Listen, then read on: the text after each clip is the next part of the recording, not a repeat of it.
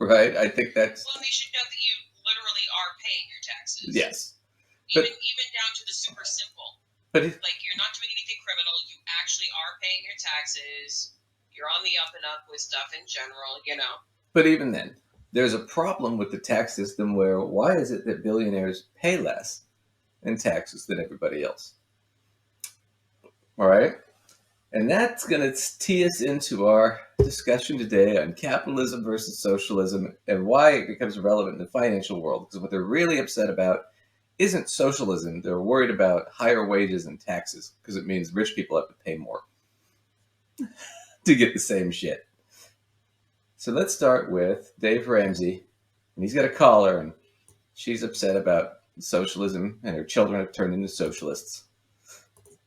Listen, Bangor, Maine. Hi, Monique. How are you? Very well. Thank you to Kelly for taking my call today. Sure. If you got by her, your life's good. What's up? That's a good move, Monique.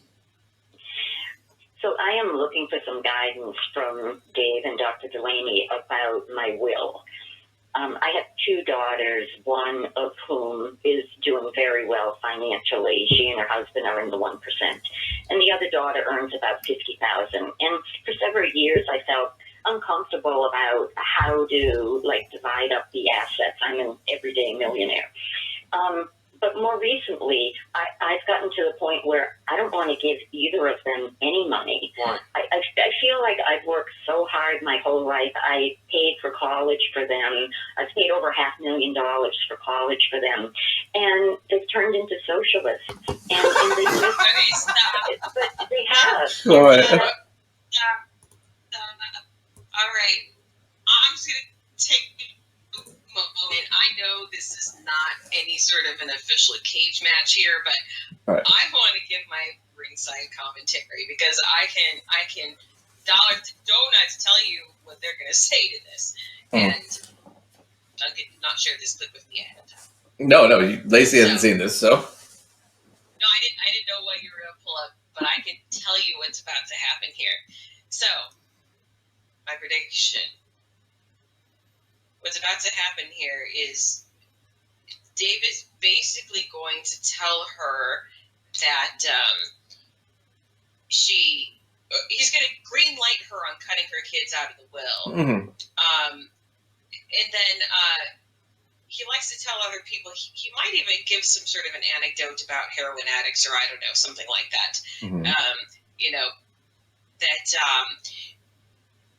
I don't know, maybe junk about people doing harm and harm to themselves or harm, I don't know. He likes to do stuff like that. If you're not living your life the way that I think you should live your life, and then he tries to liken living your life the way I think you should be living it to, giving money to people to do heroin or something. He likes to do stuff like that. So he might go down some weird road, Mm-hmm. I think. But he's definitely going to green light her on not giving the money to the kids. Okay, so let's do it. All right, so don't give the money to the kids because the fact that your kids have different political views is just like them using heroin. It's kind of the general argument.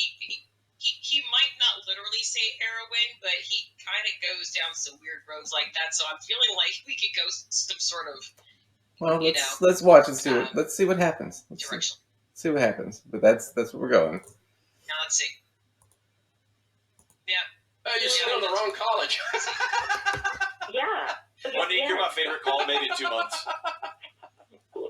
I know we're all laughing. No, we're with you. I'm depressed. I'm very depressed about where I see my children heading. And I think I don't want my money to go to them. And I feel terrible about that. You shouldn't. They're not entitled. They didn't hit the DNA lottery. They're not entitled. My children have been instructed since they were small that in order to get the opportunity to manage the money that God gave me to manage, meaning that I hand off the responsibility to manage some of the Ramsey fortune to them, they will have to be people of character. Socialists are not people of character. Okay. They're parasites. And so. Okay, well, you're 1 for 1. He didn't say no. The word heroin hasn't happened at this point, but No. we could pretty much put that in the win column for me, right? No, yeah, people of character. He went down kind of my road. I'll put it in the win column. I will also tell you he does say heroin. Really? Yeah, you called it. He does say it in a minute. We'll play it. I'm going to play it. Yes. You- Play. We gotta make it as far as the heroin We addict will. thing because We will. But yeah. I called it like that's a double win. I feel like I should get bonus points if I can like nail down Right. some version of this weird anecdote. Oh, yeah. But the idea that we hate socialists, but it's such a weird thing. Why is the question? What is wrong with, I mean, they just have a different political view. Or, well, this is more of an economic view, right? You know, I don't hate libertarians. I just don't agree with them. Right? You know, I don't hate conservatives. I don't agree with them. You know, some conservatives I think are repugnant because they're pro-racism and things like that are just obviously repugnant things. Classism. Dave, I would say, is probably one of those guys. He might debate it, but you know, it doesn't. You know, his positions are pretty clear that he believes certain people deserve more than others. But we're going to get into this, so we'll get into him finishing this out real quick. So, if my children are going to be parasites, I'm not going to finance their life so that they have a reality show.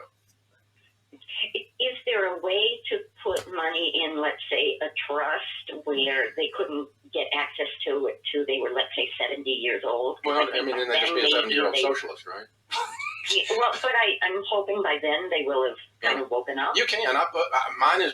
All of our estate is trust based, and our trust is. We've done it from a faith perspective, not an economics perspective. But if they're not walking with God, they don't get to manage God's money. That's what the trust says. Really? Yep. In no uncertain terms. And so, you know, in your case, you could change that lingo and just go, you know, when you become a capitalist, you get the opportunity to manage this money. Monique, here's what I would do. I would take some time to distill down beyond the monikers and the Report labels. on Atlas Shrugged. What?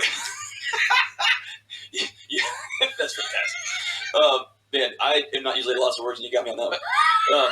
Monique, here's what I want you to do. I want you to distill down beneath the quote-unquote word socialist. Okay? What are the things that they are saying that concerns you, that you think that you are leaning into? And I want you to have a direct, straight conversation about what these things are.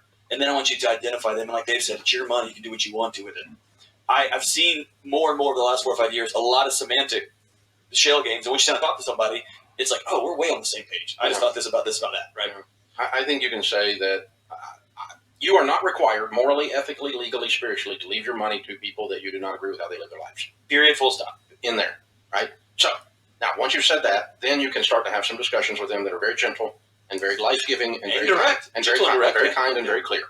And it's like, okay, you know, I pay for all this stuff for you, and truthfully, I don't agree with the way you're living your life, and I'm not willing to finance that going forward. Right. And so it's up to you if you want to do that. I'm not being controlling. I just want to let you know that I'm going to go ahead and do a reading of the will, and you're not going to be in it as long as you're living this way, whatever this way is. If your kid's a heroin addict. See, told you.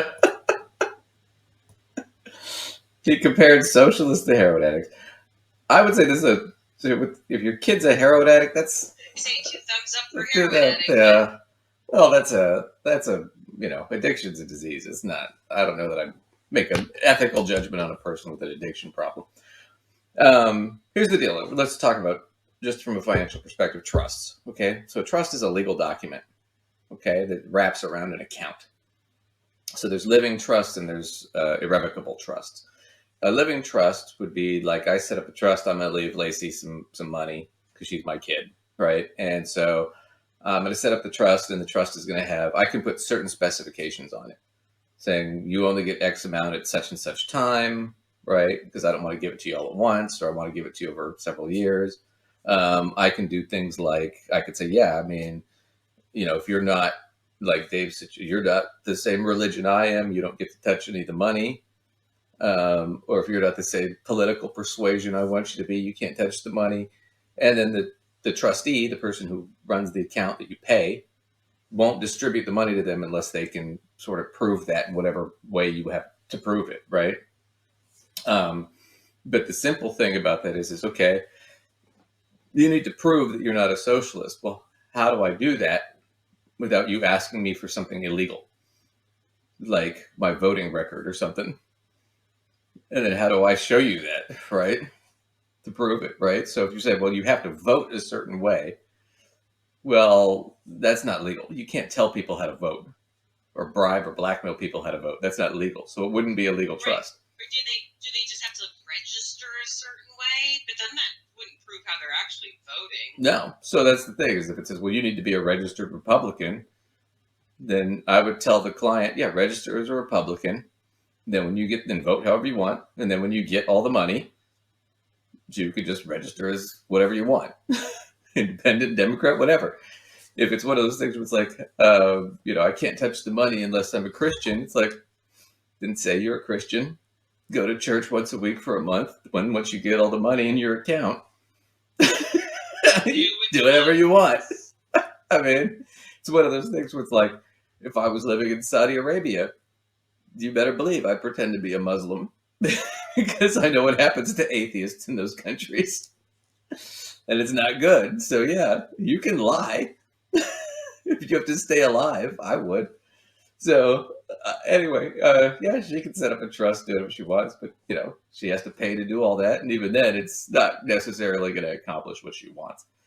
So, trusts are usually better if you have a specific, like, if I die and my kid is really young, I don't want to give them all the money at once and then blow it, kind of thing. Or it might be they need to meet with a financial planner, right, and do certain things. Or they might need to, I require them to be at least employed.